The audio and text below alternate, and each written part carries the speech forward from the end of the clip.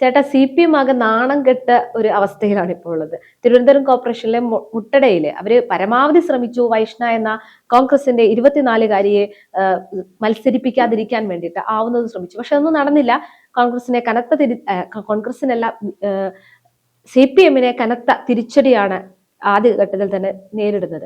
എങ്ങനെയാണ് ഈ ഒരു സ്ഥാനാർത്ഥിത്വം വീണ്ടെടുത്തതിനെ കുറിച്ച്?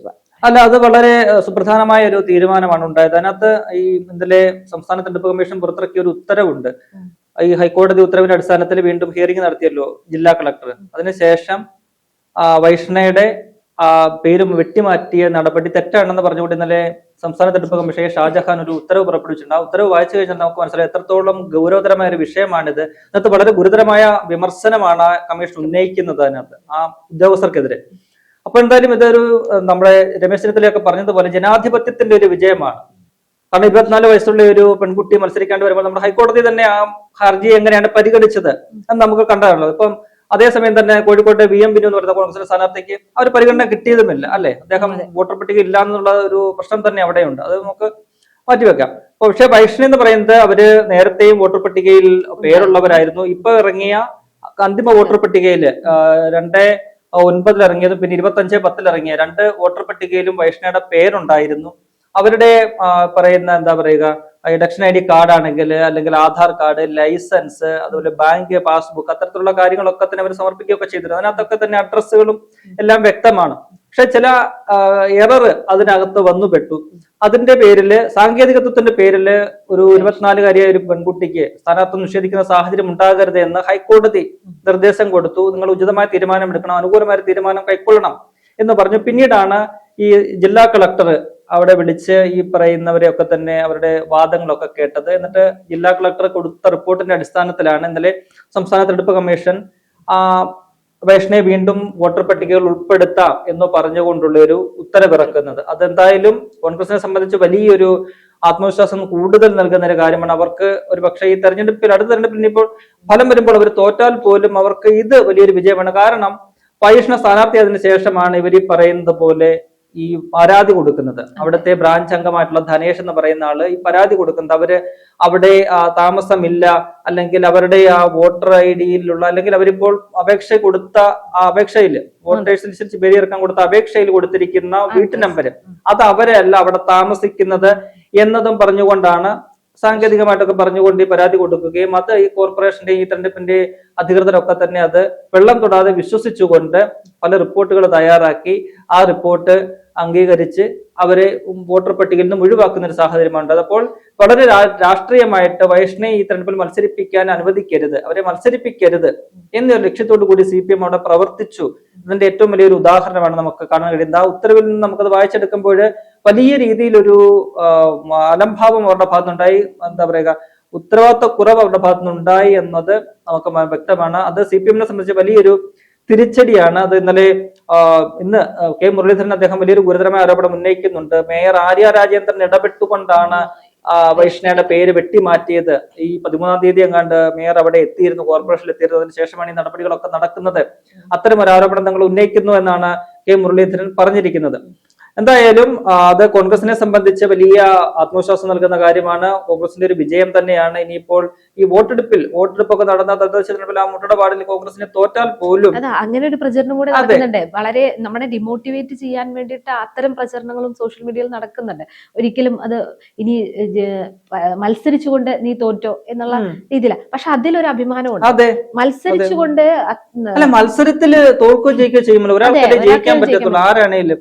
അത് വോട്ട് കിട്ടുന്ന അടിസ്ഥാനത്തിൽ ചിലപ്പോൾ എന്തെങ്കിലുമൊക്കെ പല കാരണങ്ങളുണ്ടാകും. അതിന് വോട്ട് കൂടുതൽ കിട്ടുന്നതിനൊക്കെ അവിടെ തോൽക്കാം. അതൊന്നും സ്വാഭാവികമായിട്ടുള്ള കാര്യമാണ്, ജനാധിപത്യത്തിൽ ഉള്ള കാര്യമാണ് തോൽവിയും ചെയ്യുമെന്നൊക്കെ പറയുന്നത്. അപ്പോൾ ഇത്തവണ അവർ തോറ്റാലും അടുത്ത തവണ വേറെ വിജയങ്ങൾ അവരെ കാത്തിരിക്കുന്നുണ്ട്. അത് ആരാണെങ്കിലും XOR ആരാണെങ്കിലും അവരെ ഒരു തവണ തോറ്റെന്ന് കരുതിയാല് എന്ന് പറഞ്ഞ ഇത്തരത്തിൽ പോരാട്ടം നടത്താതിരിക്കാൻ പറ്റത്തില്ല. ഞാൻ നേരത്തെ തോക്കുമെന്ന് മുൻകൂട്ടി കണ്ടുകൊണ്ട് അങ്ങനെ പറയാൻ പറ്റത്തില്ല. ഇനി അവർ ജയിച്ചാലും ഇപ്പൊ ഇരിക്കുന്ന എല്ലാ സ്ഥാനാർത്ഥികളും എല്ലാ ഇലക്ഷനിലും ജയിച്ചിട്ടൊന്നും അല്ല. അത്തരം പ്രചരണങ്ങൾ അതിനൊന്നും അടിസ്ഥാനമില്ലാത്ത പ്രചരണങ്ങളാണ്. ഈ മുട്ടട CPM-ന്റെ ബ്രാഞ്ച് കമ്മിറ്റി അംഗമായ ധനേഷ്, അദ്ദേഹം ഈ വൈഷ്ണയ്ക്കെതിരെ കൊടുത്ത പരാതി Form 5-ലാണ് പരാതി കൊടുക്കേണ്ടത്.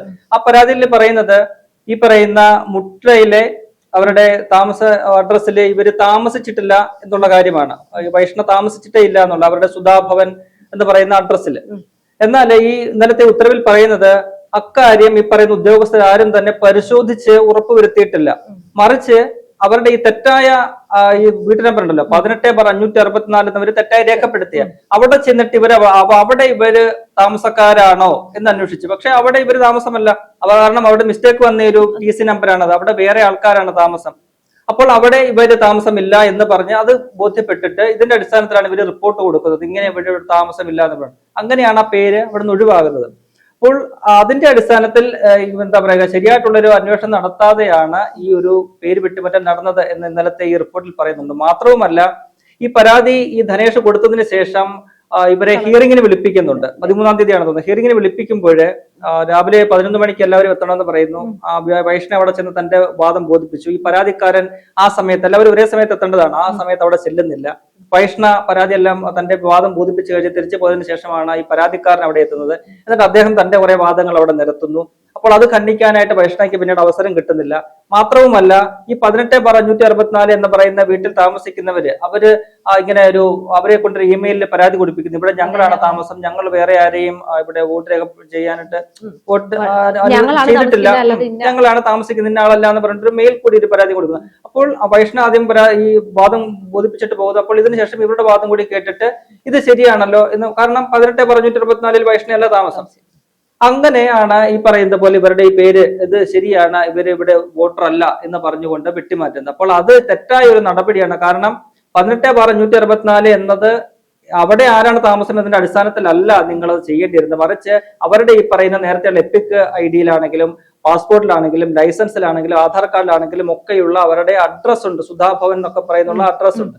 ആ അഡ്രസ്സിൽ ഇവർ താമസിച്ചിട്ടുണ്ടോ അല്ലെങ്കിൽ താമസമുണ്ടോ എന്നുള്ള കാര്യം നിങ്ങൾ പരിശോധിച്ചില്ല. അത് വളരെ ഗുരുതരമായ ഒരു വീഴ്ചയാണ് എന്ന് പറഞ്ഞുകൊണ്ടാണ് ഈ പറയുന്ന സംസ്ഥാന തെരഞ്ഞെടുപ്പ് കമ്മീഷൻ ഈ ഉത്തരവ് അവരെ വോട്ടർ പട്ടികയിൽ നിന്നും പുറത്താക്കിയ നടപടി റദ്ദാക്കിക്കൊണ്ട് വീണ്ടും ചേർക്കണം എന്നുള്ളൊരു നിർദ്ദേശം കൊടുത്തിരിക്കുന്നത്. അപ്പോൾ ആ പറയുന്ന ഈ കോർപ്പറേഷനിലെ ഇലക്ട്രൽ രജിസ്ട്രേഷൻ ഓഫീസർ, അതായത് കോർപ്പറേഷൻ സെക്രട്ടറി ആണെന്നാണ് മനസ്സിലാക്കുന്നത്. അദ്ദേഹത്തിന്റെ ഭാഗത്ത് വളരെ ഗുരുതരമായ വീഴ്ച ഈ വിഷയത്തിൽ ഉണ്ടായിട്ടുണ്ട്. ഒപ്പം തന്നെ കോടതി പറഞ്ഞത് ഈ വിഷയത്തിൽ തികച്ചും രാഷ്ട്രീയം കളിക്കുകയാണെന്നുള്ളതാണ്. അതെ, ഒരു രാഷ്ട്രീയ കളി വിഷയത്തിൽ നടത്തരുത് എന്നാണ് കോടതി പറഞ്ഞത്. അപ്പൊ കോടതിക്ക് പ്രാഥമികമായിട്ടുള്ള കാര്യങ്ങൾ പരിശോധിച്ചപ്പോൾ കോടതിക്ക് ബോധ്യമായ ഒരു കാര്യമാണ്. ഒപ്പം തന്നെ ഈ ഫീൽഡിൽ പോയി പരിശോധന നടത്തി അവിടെ റിപ്പോർട്ട് കൊടുത്തത് അവിടുത്തെ കോർപ്പറേഷന്റെ ക്ലർക്കായിട്ടുള്ള കാർത്തിക എന്ന് പറയുന്ന ഒരു ഉദ്യോഗസ്ഥയാണ്. അവർക്കും ഈ കാര്യത്തിൽ ഒരു വീഴ്ച സംഭവിച്ചു. കാരണം അവർ ഈ പറയുന്ന 18/564 എന്ന് പറയുന്ന വീട് മാത്രം കേന്ദ്രീകരിച്ച് പോയി അവിടെ വൈഷ്ണവ് ഉണ്ടോ ചോദിച്ചു. അപ്പം സ്വാഭാവികമായിട്ട് അവിടെയല്ല, അവർ വേറെ ആൾക്കാരെ താമസിക്കുന്നത്, വേറെ ഒരു പേരാണ്. അവർ പറയാനല്ല ഞങ്ങളാണ് ഇവിടെ താമസിക്കുന്നത്. അപ്പോൾ കൃത്യമായിട്ടൊരു ആസൂത്രണമാണ്. അതെ, അപ്പൊ അവരിവിടെ എന്നിട്ട് അങ്ങനെ റിപ്പോർട്ട് കൊടുക്കുന്നു. ഈ റിപ്പോർട്ട് വെച്ചുകൊണ്ടാണ് ഹിയറിംഗ് നടത്തുന്നത്. ഹിയറിംഗ് നടത്തിയിട്ട് ആ റിപ്പോർട്ടും കൊടുക്കുന്നു. ഈ 2 റിപ്പോർട്ടുകളുടെ അടിസ്ഥാനത്തിൽ ഈ പറയുന്ന ഇലക്ട്രൽ രജിസ്ട്രേഷൻ ഓഫീസർ പേര് വെട്ടിമാറ്റുന്നു. അപ്പോൾ അത് ശരിയായൊരു നടപടി ആയിരുന്നില്ല. അവിടെ വലിയ വീഴ്ച നിങ്ങൾക്ക് ഉണ്ടായിട്ടുണ്ട്. എത്രയും പെട്ടെന്ന് ഈ പേര് തിരികെ അവിടെ പുനഃസ്ഥാപിക്കണം എന്ന് പറഞ്ഞുകൊണ്ടാണ് ഇന്നലെ ആ തെരഞ്ഞെടുപ്പ് കമ്മീഷന്റെ ഉത്തരവ് വന്നിരിക്കുന്നത്. അപ്പോൾ അതിനകത്ത് വലിയ വീഴ്ച ഈ പറയുന്ന കോർപ്പറേഷൻ ഉദ്യോഗസ്ഥർക്ക് ഉൾപ്പെടെ ഉണ്ടായിട്ടുണ്ട്. അത് അവർക്ക് ബോധപൂർവം വരുത്തിയ വീഴ്ചയാണോ അതോ അല്ലാതെ വന്ന വീഴ്ചയാണോ അതോ ഇനി വേറെ ആരെങ്കിലും ഒക്കെ നിർദ്ദേശാനുസരണം വരുത്തി വെച്ച ഒരു വീഴ്ചയാണ് എന്നുള്ള കാര്യങ്ങളിലൊക്കെ തന്നെ ഒരു അന്വേഷണം വേണ്ടതുണ്ട്. ഇപ്പോൾ കോൺഗ്രസ് പറയുന്നതിനകത്ത് അവര് വളരെ വിശദമായിട്ടുള്ള ഒരു നിയമ പോരാട്ടത്തിലേക്ക് പോവുകയാണ്. ഈ പറയുന്ന പോലെ കോർപ്പറേഷനിലെ സെക്രട്ടറിക്കെതിരെയൊക്കെ തന്നെ നിയമപോരാട്ടം നടത്താനുള്ള ഒരു നീക്കവുമായിട്ട് അവർ മുന്നോട്ട് പോകുന്നു എന്നാണ് മനസ്സിലാക്കാൻ കഴിയുന്നത്. അതെന്തായാലും ഇത് ഇപ്പോൾ അവിടുത്തെ ജനങ്ങൾക്ക് ബോധ്യമായി കഴിഞ്ഞിരിക്കുന്നു. വൈഷ്ണയെ അവര് സ്ഥാനാർത്ഥിത്വം പ്രഖ്യാപിച്ച ശേഷം അവരെ തെരഞ്ഞു പിടിച്ചുകൊണ്ട് വോട്ടർ പട്ടികയിൽ നിന്നും പേരൊഴിവാക്കുക. അതിന്റെ ലക്ഷ്യമെന്ന് പറയുന്നത് അവരെ അവിടെ മത്സരിപ്പിക്കാതിരിക്കുക എന്നതാണ്. അപ്പോൾ അത് അവിടുത്തെ ജനങ്ങൾ തിരിച്ചറിഞ്ഞിട്ടുണ്ട്. അത് ഇപ്പോൾ കോൺഗ്രസ് അവിടെ വലിയ രീതിയിൽ പ്രചരണായുധമാക്കുന്നുണ്ട്. കോർപ്പറേഷൻ മൊത്തത്തിൽ അത്തരത്തിലൊരു പ്രചരണത്തിലേക്ക് കേരളം മൊത്തത്തിൽ ഇത് ഒരു പ്രചരണമായിട്ട് മാറുന്നുണ്ട്. അപ്പോൾ വൈഷ്ണവ് ഒരു സംസ്ഥാന തലത്തിൽ തന്നെ ശ്രദ്ധയാകർഷിക്കപ്പെട്ട ഒരു സ്ഥാനാർത്ഥിയായിട്ട് ഈ തെരഞ്ഞെടുപ്പിൽ മാറിയിട്ടുണ്ട്. അത് കോൺഗ്രസിന് അവിടെ മുട്ടടയില് തിരുവനന്തപുരം കോർപ്പറേഷനിലും മൊത്തത്തിൽ ഒരു ഗുണകരമായിട്ട് മാറുമെന്നാണ് വിലയിരുത്തപ്പെടുന്നത്. എന്തായാലും ഈ വിഷയത്തില് വലിയൊരു അന്വേഷണത്തിന്റെ ആവശ്യമുണ്ട്. അത് മുരളീധരനും മറ്റു നേതാക്കളും ഒക്കെ തന്നെ പറഞ്ഞതുപോലെ അത് എങ്ങനെയാണ് സംഭവിച്ചത്? വെറും അവർക്ക് സംഭവിച്ച ഒരു സ്വാഭാവിക തെറ്റാണോ, സ്വാഭാവിക മിസ്റ്റേക്ക് ആണോ എന്നുള്ളതാണ്. കാരണം അവർ ഫീൽഡിൽ പോയിട്ട് പരിശോധിച്ചിട്ടും ഈ കാര്യം മാത്രമാണ് പരിശോധിക്കുന്നത്. വൈഷ്ണയുടെ അഡ്രസ്സിൽ പോയിട്ട് അവിടെ അവരുണ്ടോ എന്നുള്ള കാര്യം അവർ സ്ഥിരീകരിക്കുന്നതേ ഇല്ല. അതിൽ പിന്നിൽ ഗൂഢാലോചനയാണ്. അതാണ് അവിടെ ഒരു സംശയം വരുന്നത്. എന്തായാലും വൈഷ്ണ ഇപ്പോൾ വീണ്ടും കൂടുതൽ ഊർജ്ജസ്വലിയായിട്ട് അവരുടെ പ്രചരണവുമായിട്ട് മുന്നോട്ട് പോവുകയാണ്. ഇനിയിപ്പോൾ വലിയ ആത്മവിശ്വാസത്തോടു കൂടിയാണ്. കാരണം അവിടുത്തെ നിലവിൽ അത് CPM-ന്റെ ഒരു വാർഡ് കൂടിയാണ്. അവിടെ കഴിഞ്ഞ ഉപതെരഞ്ഞെടുപ്പിൽ പക്ഷേ അവർക്ക് വലിയ രീതിയിൽ അവർക്ക് ഭൂരിപക്ഷത്തില് കുറവ് വന്നു. അതാണ് കോൺഗ്രസിനെ സംബന്ധിച്ച് ഒരു ആത്മവിശ്വാസം നൽകുന്നത്. ഒപ്പം വൈഷ്ണയെ പോലൊരു വൈബ്രന്റ് ആയിട്ടുള്ള യുവ നേതാവിന്റെ ഒരു സ്ഥാനാർത്ഥിത്വം അവര് ഓടി നടന്ന് വീട് തോറും കയറി ഇറങ്ങി പ്രചരണം നടത്തുന്നുണ്ട്.